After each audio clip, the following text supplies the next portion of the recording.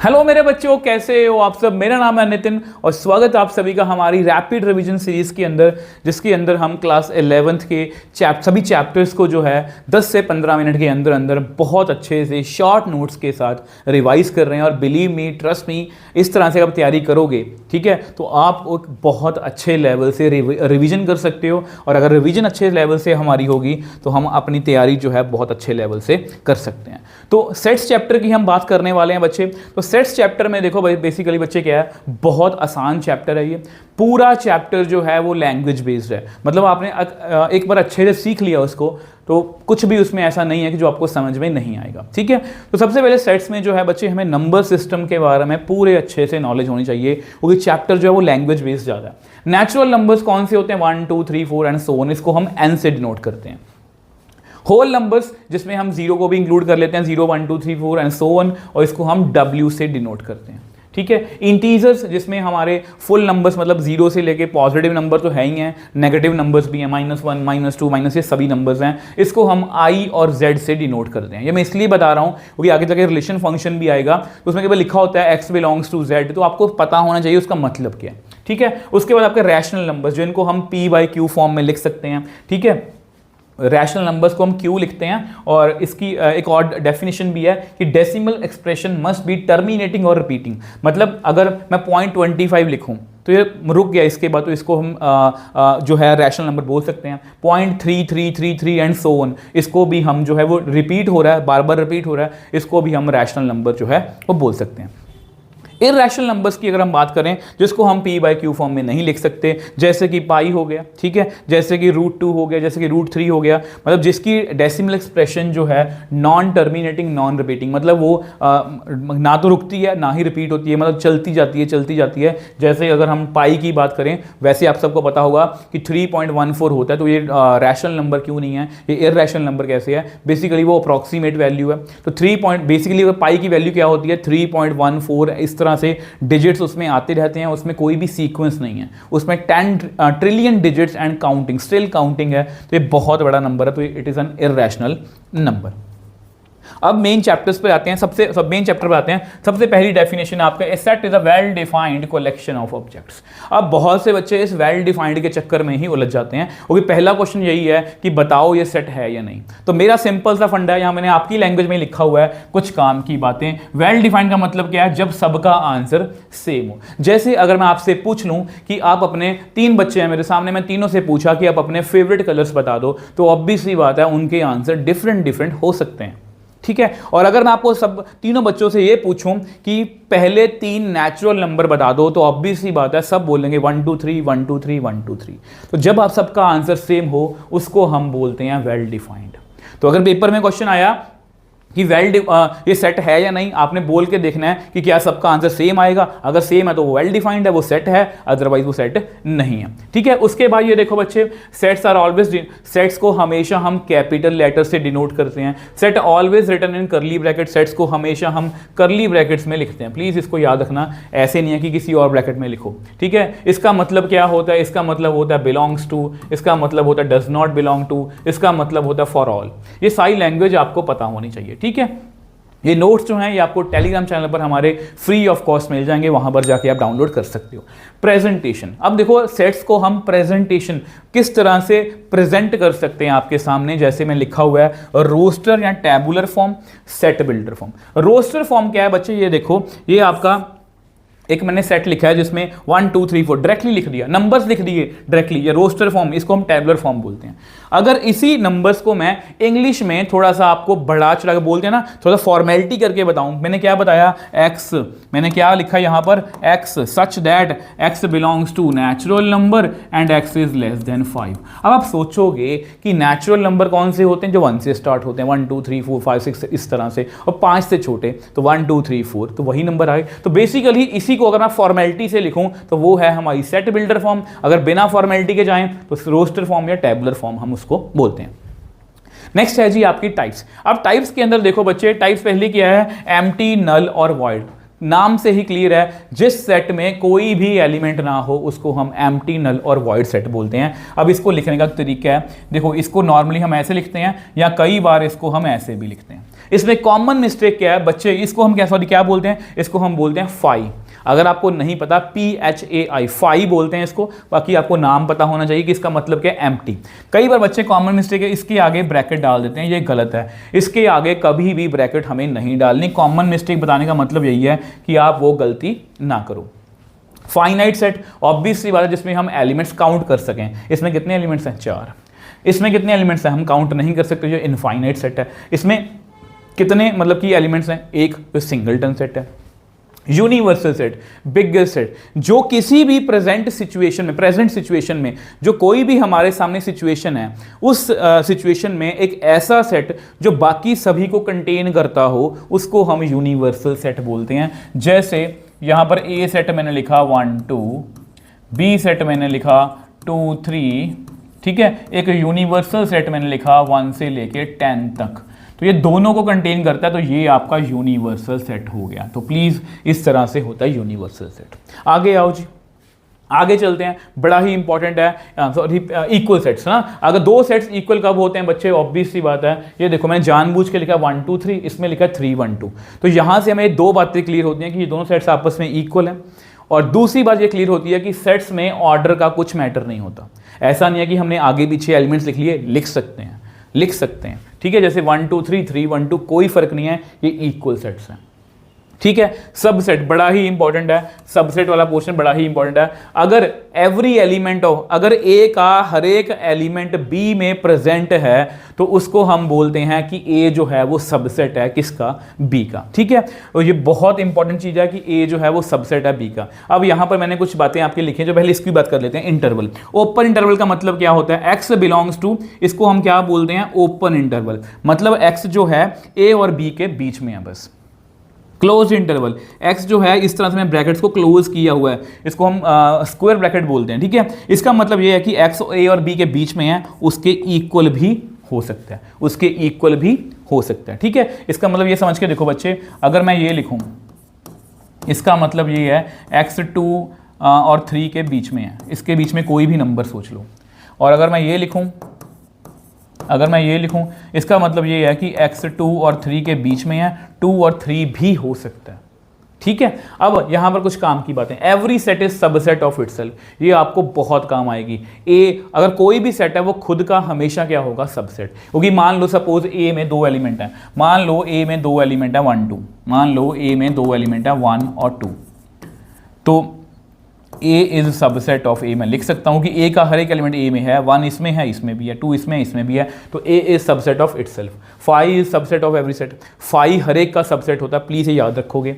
A is subset of B and A is not equal to B, then A is proper subset of B। ये भी बहुत important है। कई बार क्या होता है बच्चे, कई बार ऐसे लिखा होता है पेपर में, तो यह पेपर में ऐसे लिखा होता है ऐसे, इसका मतलब ये है कि सबसेट है, कि A जो है सबसेट है B का, A B से छोटा है या A के उसके बराबर भी हो सकता है। बट अगर ये लाइन नहीं लिखी गई ना, सॉरी ये इक्वल टू का साइन नहीं है, इसको हम बोलते हैं प्रॉपर सबसेट, मतलब A पूरा छोटा ही है उससे, ठीक है। अब ये देखो, इसका मतलब क्या है, A is subset of B।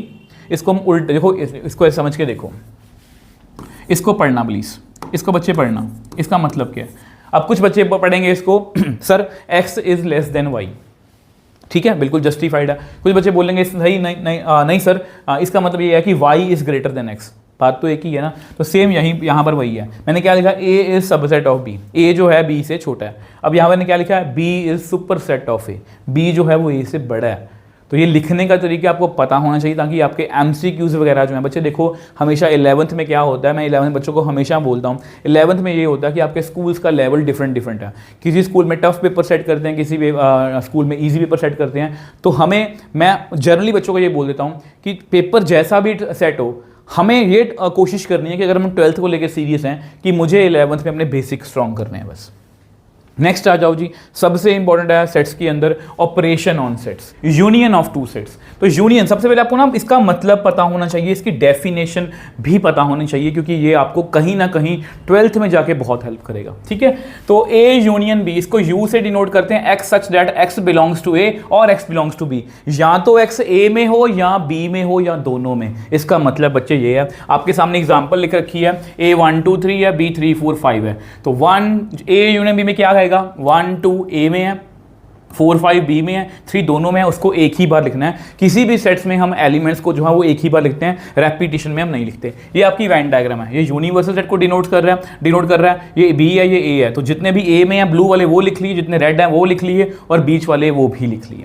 ये कुछ प्रॉपर्टीज हैं बच्चे, इन प्रॉपर्टीज के नेम याद रखोगे। ए यूनियन बी और बी यूनियन ए में कोई भी फर्क नहीं होता, इसको हम कम्यूटेटिव लॉ बोलते हैं। A union B union C, A union B union C, कोई फर्क नहीं पड़ता यार, पहले ये वाली कर लो या पहले ये वाली कर लो, कोई फर्क नहीं पड़ता, इसको हम एसोसिएटिव लॉ बोलते हैं।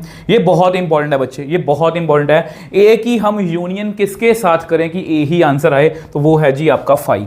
अगर हम ए की यूनियन फाई के साथ करेंगे, अब सोच के देख लो, ए 1 2 है और बी फाई, सॉरी जो दूसरा डेटा फाई है, तो कितना आंसर आएगा, ए ही आएगा। तो phi is identity element.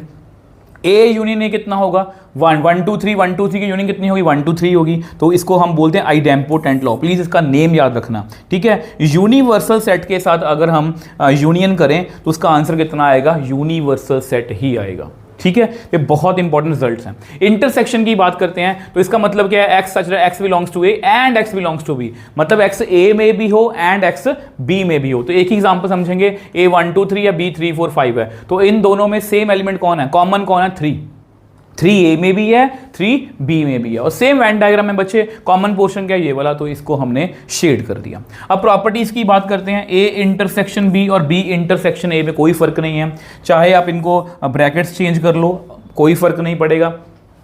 A intersection phi कितना होगा, फाई, ये याद रखो। देखो फाई खाली है तो कुछ कॉमन तो आएगा, इसका आंसर फाई ही आएगा, ठीक है। ए इंटरसेक्शन ए कितना आएगा, ए, इसको फिर से हम आइडेम्पोटेंट लॉ बोलते हैं। आइडेम्पोटेंट लॉ का मतलब क्या है, ए यूनियन ए कितना आएगा, ए इंटरसेक्शन ए कितना आएगा, ए। ये सब कुछ आप करके देख सकते हो, ए को अपनी तरफ से 1 2 3 सपोज करके देख लेना।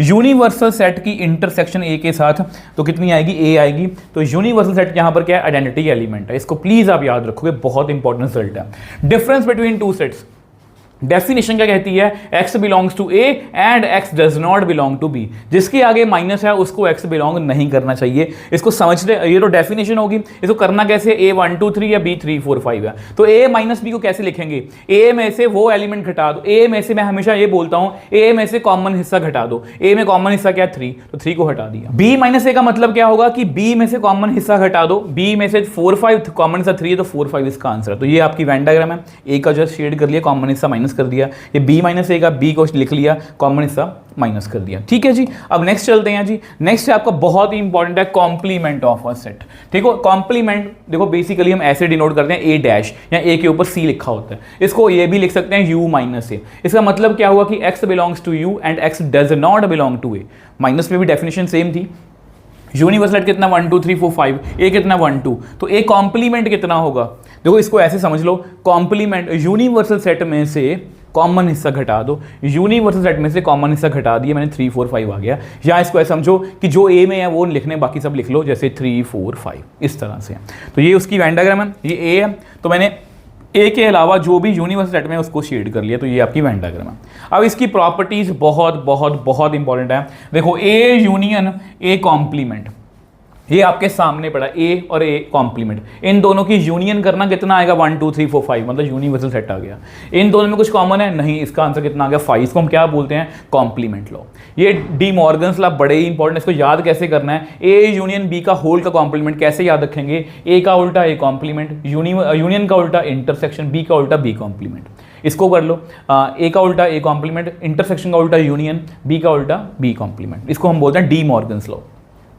ए का डबल, इसका फिर से कॉम्प्लीमेंट करना, इसका फिर से कॉम्प्लीमेंट करोगे तो कितना आएगा, 3 4 5 हटा दो, कितना रह गया 1 2, तो वापस वहीं पर आगे। तो इस तरह से डबल कॉम्प्लीमेंट बोलते हैं कि ए का डबल कॉम्प्लीमेंट ए ही होता है। 5 खाली का अगर मैं उल्टा करूं तो वो क्या आएगा, भरा हुआ, मतलब यूनिवर्सल सेट।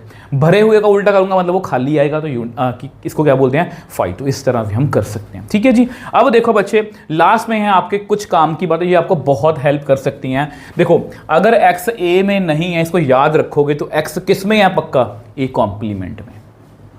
ये डेफिनेशन से मैंने ये डिराइव किया हुआ है। यहाँ पर देखो a माइनस बी की डेफिनेशन क्या है, a माइनस बी की डेफिनेशन है कि x a को बिलोंग करता है एंड x b को बिलोंग नहीं करता। अगर x a को बिलोंग करता है और x b को बिलोंग नहीं करता, तो x पक्का एक्स पक्का बच्चे, एक्स जो है वो पक्का किसको बिलोंग करेगा, बी कॉम्प्लीमेंट को। ये किसकी डेफिनेशन है, ए इंटरसेक्शन बी कॉम्प्लीमेंट की। तो ये रिजल्ट प्लीज छोटा सा है, याद रखोगे, बुक में नहीं है। एलिमेंट हमेशा बिलोंग करता है और किसी भी एलिमेंट को हम करली ब्रैकेट के अंदर लिख के सेट बनाया जा सकता है, और सेट कभी भी बिलोंग नहीं करता। ये आपको समझ में नहीं आएगा, बट आपको आपकी बुक में एक क्वेश्चन है, आपके बुक में क्वेश्चन है कि ए सेट लिखा हुआ है 1 2 3 4 इस तरह से 3 4 और यहाँ पर 5, और पूछ रहे हैं कि 3 4 जो है इसको बिलोंग कर रहा है, 3 4 जो है वो इसका सबसेट है। तो क्या ट्रू, ऐसा कुछ है।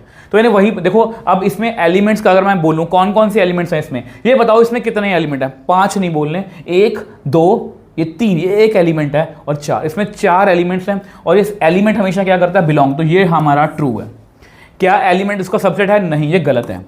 तो अगर मुझे इसको इसका सबसेट बनाना है बच्चे, अगर मैं किसी भी, देखो क्या लिखा है, किसी भी एलिमेंट को करली ब्रैकेट, अगर मैं इसको किसी करली ब्रैकेट के अंदर लिख लूँ तो ये इसका सबसेट बन जाएगा। अब ये ट्रू हो जाएगा। ये बहुत इंपॉर्टेंट कंसेप्ट है, और अगर आप इसको बहुत डीप में सीखना चाहते हो तो मेरी नोट्स वाली वीडियो भी है जिसमें मैंने पूरा डिटेल में एनसीईआरटी का एक एक क्वेश्चन सॉल्व करवाया है, और जल्दी ही मैं इसका एनसीईआरटी का 1 शॉट लेके आने वाला हूं, जिसके अंदर हम दो घंटे के अंदर अंदर ये चैप्टर पूरा कंप्लीट कर लेंगे। उसके बाद आपको कुछ भी एक्स्ट्रा करने की नीड नहीं है, इतने अच्छे से हम वो चैप्टर कर लेंगे। आई होप आपको आज की वीडियो अच्छी लगी। अगर अच्छी लगी तो वीडियो को लाइक और शेयर जरूर करना। तो इसी तरह से बच्चे मिलेंगे नेक्स्ट वीडियो में। बाय बाय मेरे टॉपर।